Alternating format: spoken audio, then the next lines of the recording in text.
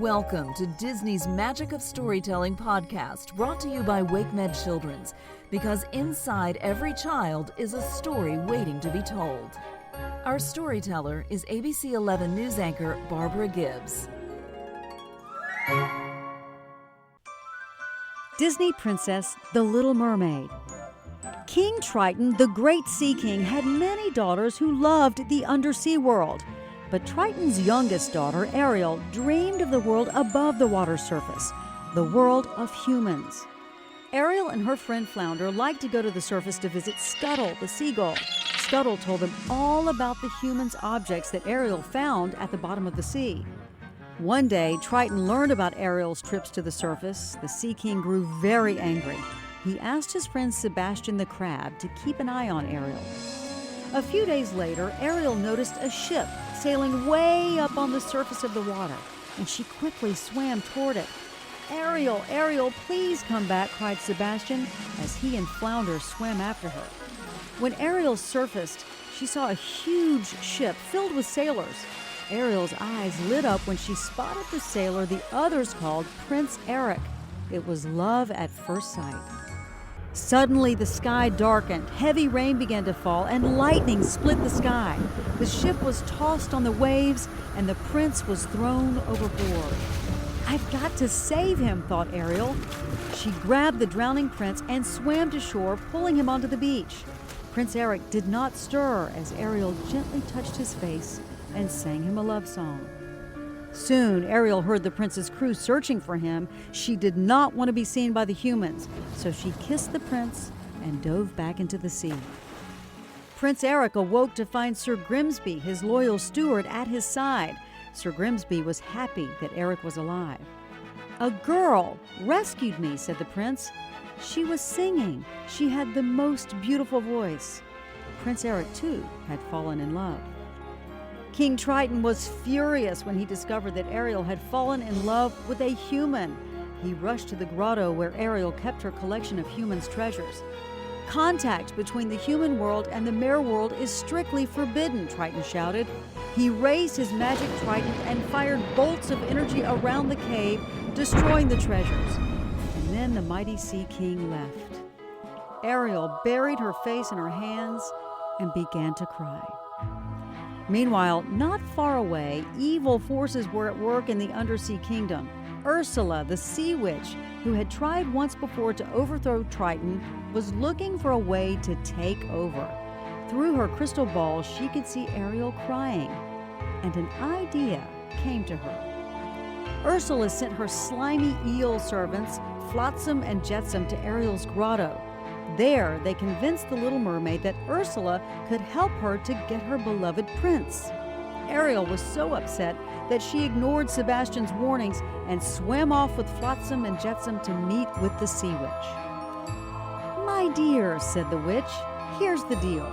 I'll make a potion that will turn you into a human for 3 days. Before the sun sets on the 3rd day, you've got to get dear old Prince to kiss you. If he kisses you, you'll remain human permanently. But if he doesn't, you turn back into a mermaid and you belong to me." In return for the potion, the witch wanted Ariel's voice. "My voice?" asked Ariel. "Without my voice, how can I—" "You'll still have your looks, your pretty face," replied Ursula. After Ariel agreed to Ursula's deal, an amazing change took place. Ariel's voice flew from her body and was captured in a seashell around Ursula's neck. Ariel lost her tail, grew legs, and became a human. When Ariel went in search of the prince, she was helped ashore by her friends. She tried to speak to them, but no sound came out. A short while later, Ariel saw Prince Eric. The prince had been lovesick ever since hearing her sing.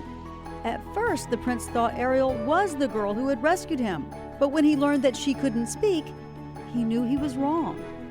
Prince Eric felt sorry for Ariel. She needed a place to stay, so he took her back to his palace. Over the next 2 days, Prince Eric grew to like Ariel more and more. During a romantic boat ride, Eric was about to kiss Ariel when Flotsam and Jetsam overturned the boat. That was a close one. Too close, said Ursula, who was watching in her crystal ball. It's time Ursula took matters into her own tentacles. The sea witch mixed a magic potion and changed herself into a beautiful young maiden. On the morning of the third day, there was great excitement throughout the kingdom. Prince Eric was going to marry a young maiden he had just met. Ursula, disguised as that maiden, had used Ariel's voice to trick Eric. He now believed that the maiden was the girl who had saved him from the shipwreck. Poor Ariel was heartbroken. The wedding ceremony was to take place on Prince Eric's new boat. Scuttle flew by just as the bride passed in front of a mirror. Her reflection was that of the sea witch. Scuttle rushed off to tell Ariel and the rest of his friends. Sebastian quickly formed a plan. Flounder helped Ariel get out to Eric's ship. Scuttle arranged for some of his seagull friends to delay the wedding, and Sebastian hurried to find King Triton. Prince Eric and the maiden were about to be married when a flock of seagulls, led by Scuttle, swooped down on the bride. She screamed in the sea witch's voice. Scuttle knocked the seashell containing Ariel's voice from around the maiden's neck. The shell shattered, and Ariel's voice returned to her. "It was you all the time," said Prince Eric. "Oh, Eric, I wanted to tell you," said Ariel. The sun disappeared over the horizon just as they were about to kiss. Ariel's 3 days were up. She changed back into a mermaid. Ursula grabbed Ariel and dove off the ship. Thanks to Sebastian's warning, Triton was waiting for them at Ursula's lair. "I might be willing to make an exchange for someone better," cried Ursula.